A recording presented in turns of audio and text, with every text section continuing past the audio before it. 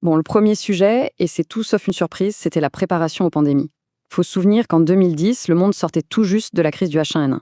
Donc tout le monde parlait de plans d'urgence, de partage de virus et de vaccins, une discussion qui, on le sait bien maintenant, allait prendre une toute autre dimension quelques années plus tard.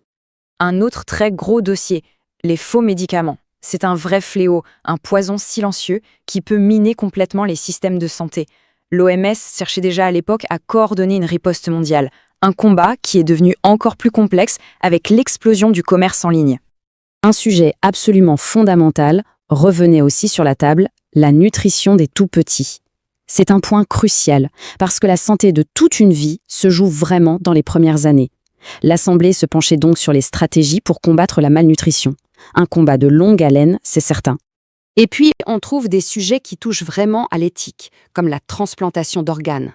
Ça montre bien que le rôle de l'OMS, ce n'est pas que de la technique, c'est aussi de poser des balises, des garde-fous pour encadrer les pratiques médicales les plus pointues et garantir la dignité humaine. Bon, maintenant qu'on a fait ce petit tour d'horizon, il est temps de regarder ça de plus près. On va décortiquer une ou deux résolutions pour bien comprendre comment c'est fait, ce que ça dit, et surtout ce que ça demande concrètement au pays.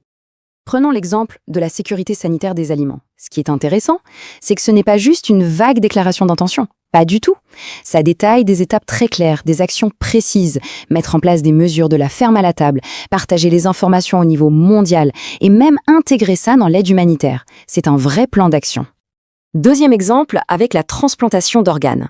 Là, on voit l'OMS dans son rôle de boussole éthique mondiale. La résolution est limpide. Le don doit rester un acte altruiste, pas un business.